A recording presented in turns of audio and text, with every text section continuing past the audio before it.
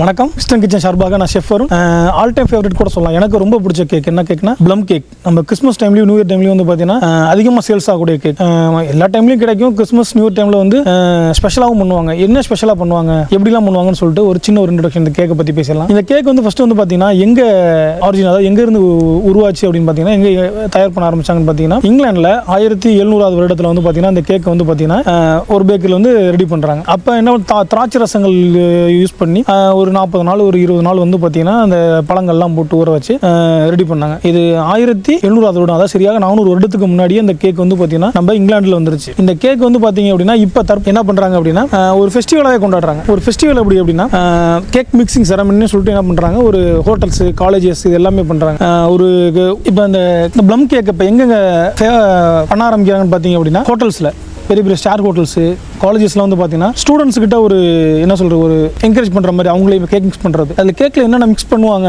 அப்படின்னு பார்த்தீங்கன்னா கேஷ்நட்டு, அது கூட வந்து பார்த்தீங்கன்னா நம்ம grape, dry grapes, yellow one black, then வந்து பார்த்தீங்கன்னா டூட்டி ஃப்ரூட்டி சொல்லுவாங்க. நம்ம கேக்கு மேலாம் இருக்கும் பார்த்தீங்களா, அந்த டூட்டி ஃப்ரூட்டி, அப்புறம் செர்ரிஸ், அது கூட வந்து பார்த்தீங்கன்னா நம்ம லெமனோட தோல், லெமன் ஜெஸ்டர்னு சொல்லுவாங்க, லெமன் ஜெஸ்டர், ஆரஞ்சு பீல், ஆரஞ்சோட தோல், இதெல்லாம் என்ன பண்ணுவாங்க மிக்ஸ் பண்ணுவாங்க. மிக்ஸ் பண்ணிவிட்டு லாஸ்ட்டாக அதில் என்ன பண்ணுவாங்கன்னா பிராண்டி, ஒயின், விஸ்கி இதெல்லாம் யூஸ் பண்ணுறாங்க. ஓகே, இதெல்லாம் யூஸ் பண்ணுறாங்களே, குழந்தைங்களாம் சாப்பிட முடியுமா, எப்படி இதெல்லாம் யூஸ் பண்ணால் குழந்தைங்களுக்கு ஏதாவது பாதிப்பு வருமா? பாதிப்பு கண்டிப்பாக வராது. ஏன்னா நம்ம ஒரு ஆல்கஹாலை வந்து நம்ம குக் பண்ணுறோம், ஒரு பாயில் பண்ணுறோம், ஏதோ பண்ணுறோம்னா அதோட ஆல்கஹாலிக்கோட தன்மை இழந்துடும். அது நம்ம ஓவனில் போட்டு பேக் பண்ணும்போது என்ன ஆகும், அதோட ஃப்ளேவர் தான் இருக்கும், அதோட ஆல்கஹாலோட ஒரு குணம் அது இருக்காது. சாப்பிடலாம், குழந்தைங்களும் சாப்பிடலாம். ஓகே, இது இங்கிலாந்துலேருந்து எப்படி இந்தியாவுக்கு வந்துச்சு அப்படின்னு சொல்லிட்டு பார்க்கலாம். நம்ம இந்தியாவுக்கு எப்படி வந்ததுன்னா கேரளாவில் தலசேரியில் இடத்துல ஒரு பேக்கரியில் வந்து பண்ணி செய்ய ஆரம்பிச்சாங்க. இன்னும் ஸ்டில் நோ அந்த பேக்கரி இன்ன வரைக்குமே ரன் ஆகிட்டு இருக்கு. 1800 இந்த பேக்கரிக்கு இன்ட்ரோடக்ஷன் பண்ணாங்க. அந்த ப்ளம் கேக் இங்கிலாந்துலேருந்து ஒருத்தர் இந்தியாவில் அங்கே தான் ஃபஸ்ட்டு தலச்சேரி கேரளாவில் கொண்டு வந்தாங்க. இப்போ வரைக்கும் அந்த பேக்கரி வந்து பார்த்தீங்கன்னா ரன் ஆகிட்டு இருக்கு. இப்போ ஏன் கிறிஸ்மஸ்க்கு மட்டும் இந்த கேக்கை சாப்பிட்றாங்க, என்ன விஷயம் அப்படின்னு பார்த்தீங்கன்னா 400 வருடத்துக்குலாம் பார்த்தீங்கன்னா நம்ம சர்ச்சில் போயிட்டு 1 or 2 days வந்து பார்த்தீங்கன்னா நல்லா ப்ரே பண்ணுவாங்க. ப்ரே பண்ணும்போது தகலையை மறந்து பாஸ்டிங் இருப்பாங்க. பாஸ்டிங் இருக்கும்போது பார்த்தீங்கன்னா உடலில் வந்து பார்த்தீங்கன்னா சோர்வாயிரும். ஓகே, நம்ம உடனே வந்து நம்ம உடலை சமநிலைப்படுத்துறதுக்கு என்ன பண்ணாங்க, இந்த மாதிரி நம்ம cashew nuts, try grapes, honey இதெல்லாம் யூஸ் பண்ணி ஒரு கேக் பண்ணாங்க. ஃப்ரெஞ்ச் பிராண்ட் யூஸ் பண்ணி ஒரு கேக் பண்ணாங்க. அப்போ திராட்சை ரசம் ஊற்றி ஒரு கேக் பண்ணாங்க. அந்த கேக்கை சாப்பிடும்பொழுது அவங்களுக்கு ஒரு பவர் உடம்புல வந்து பார்த்தீங்கன்னா அந்த பாஸ்டிங் இருந்து அவங்க உடம்பு டயர்டாக இருக்கும். அந்த டயர்ட்னஸ்லேருந்து ஒரு ரெஃப்ரெஷ்மெண்ட் ஆயிரும் உங்களுக்கு பாடி. அப்போ கிறிஸ்மஸை நல்லா என்ஜாய் பண்ணி கொண்டாடலாம்னு சொல்லிட்டு இந்த கேக்கை வந்து பார்த்தீங்கன்னா இங்கிலாண்டில் 1700 ஆண்டு கண்டுபிடிச்சாங்க. ஓகே, இந்த கேக்கில் வந்து வேறு என்னென்ன ஸ்பெஷல் ஆட் பண்ணுறாங்க, அந்த ஃப்ளேவருக்கு என்னென்ன ஆட் பண்ணுறாங்க, அது எப்படி வந்து ஸ்டோர் பண்ணுறாங்க, நிறைய பேருக்கு டவுட்டாக இருக்கும். நார்மலாக வந்து பார்த்தீங்கன்னா ஒரு பெரிய கண்ணாடி பாத்திரம் இல்லைனா ஒரு பீங்கானில் நல்லா டைட்டாக ஏர் போகாத அளவுக்கு நல்லா டைட் பண்ணி வச்சிடணும். சரி, இதில் ஃப்ரூட்ஸ் மட்டும் தான் ஆட் பண்ணுறாங்களா, வேறு என்ன ஆட் பண்ணுறாங்க, எங்களுக்கு ஃப்ளேவர்லாம் டிஃப்ரெண்ட்டாக இருக்குதுன்னு பார்த்தீங்கன்னா நிறைய பேருக்கு தெரியாது. சின்னமன், நட்மக் இதெல்லாம் வந்து ஸ்பெஷல் ஆட் பண்ணுறாங்க. கொஞ்சம் காடமன், ஹனி, அந்த கலருக்கு வந்து பார்த்திங்கன்னா ஹனி ஆட் பண்ணுறாங்க. இதெல்லாம் என்ன பண்ணுறாங்க, எத்தனை நாள் வச்சுருப்பாங்க அப்படின்னு சொல்லிட்டு உங்களுக்கு கேள்வி இருக்கலாம்.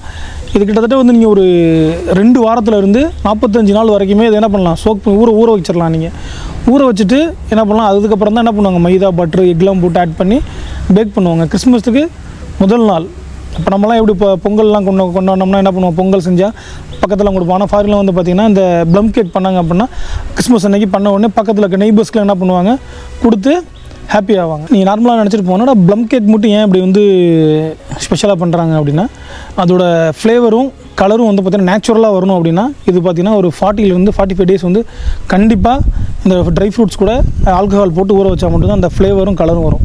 ஆனால் நம்ம நார்மல் கேக் வந்து பார்த்திங்கன்னா ஒரு நாள்லேயே பண்ணிடலாம். ஒரு நாளுங்கிறது 1 மணி நேரத்துலேயே பண்ணிடலாம். இதுதான் டிஃப்ரெண்ட். நம்ம கேக்குக்கும் அந்த ப்ளம் கேக்குக்கு என்ன வித்தியாசம் அப்படின்னா இது ஒரு 45 days நம்ம என்ன பண்ணுறோம், சோக் பண்ணி வச்சதுனால அதோட கலரு, டேஸ்ட்டு இது எல்லாமே வந்து டிஃப்ரெண்ட் கொடுக்கும். ஆனால் நம்ம கேக்கும் பண்ணுறாங்க, ப்ளம் கேக்குன்னு சொல்லிட்டு நிறைய பேர் பண்ணுறாங்க. கேரமல், அதாவது சக்கரை பாவை காய்ச்சி ஊற்றிட்டு என்ன ஆகும், அந்த கேக்கோட கலர் ப்ளம் கலராக மாறிடும். ஆனால் ப்ராப்பரான ப்ளம் கேக் வந்து பார்த்திங்கன்னா 40 to 45 days வந்து என்ன பண்ணுறோம், நம்ம ஆல்கஹாலில் சோக் பண்ணி வச்சா மட்டும்தான் அந்த கலரும் கிடைக்கும், உங்களுக்கு ஃப்ளேவரும் கிடைக்கும். நிறைய பேக்கரியில் வந்து பார்த்திங்கன்னா ப்ளம் கேக்குன்னு சொல்லிட்டு இந்த கேரமலை கரைச்சி ஊற்றிருப்பாங்க. ஆனால் அந்த ஒரிஜினல் ப்ளம் கேக் வந்து பார்த்திங்க அப்படின்னா எப்படி கண்டுபிடிக்கிறது, நிறைய பேர் ப்ரௌன் கலராக இருந்தாலே ஓகே அது ப்ளம் கேக் அப்படின்னு சொல்லிட்டு எடுத்துகிட்டு வந்துடுவாங்க. அந்த ஒரிஜினல் ப்ளம் கேக் வந்து பார்த்திங்கன்னா உங்கள் ஃப்ளேவர், உங்களுக்கு அந்த அரோமா இருக்குது பார்த்திங்களா, அந்த அரோமாவை நீங்கள் ஸ்மெல் பண்ணி பார்க்கும் போதே உங்களுக்கு தெரியும்.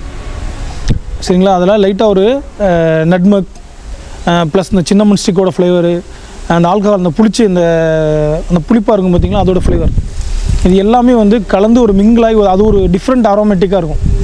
அந்த அரோமா சொல்ல முடியும். நம்ம ஜஸ்ட் ஒன்ஸ் ஒரிஜினல் கேக்கை நம்ம ஸ்மெல் பண்ணி பார்த்துட்டோம் அப்படின்னா நீங்கள் கடைசி வரைக்குமே நீங்கள் இந்த ஒரிஜினல் கேக்கை எங்கே வச்சாலும் கண்டுபிடிச்சிடலாம். அரோமானா என்னென்னு பார்த்தீங்கன்னா அது ஒரு வாசம். இப்போ உதாரணத்துக்கு நம்ம அரோமா அப்படின்னா ஒரு நல்ல ஒரு மனம் சொல்லுவாங்க பார்த்தீங்களா, அந்த நல்ல மனம், அது பேர் தான் அரோமான்னு சொல்லுவாங்க. அந்த அரோமா வந்து உங்கள் மூக்குக்குள்ளே ஒன்ஸ் நீங்கள் ஸ்மெல் பண்ணிட்டீங்க அப்படின்னா நீங்கள் எப்போ போய் நீங்கள் அந்த கேக்கை வாங்க நினச்சாலும் உடனே ஸ்மெல் பண்ணி வாங்கிடுவீங்க. ஓகே, இந்த மாதிரி ஒரு நல்ல ஒரு ப்ளம் கேக்கை எப்படி பார்த்து வாங்கலாம், இல்லை அதோட சின்ன ஒரு ஹிஸ்ட்ரி தெரிஞ்சுக்கிட்டோம் ஷேர் பண்ணதுக்கு எனக்கு ரொம்ப சந்தோஷம். உங்கள் எல்லாத்துக்கும் கிறிஸ்மஸ் மற்றும் இனிய புத்தாண்டு நல்வாழ்த்துக்கள்.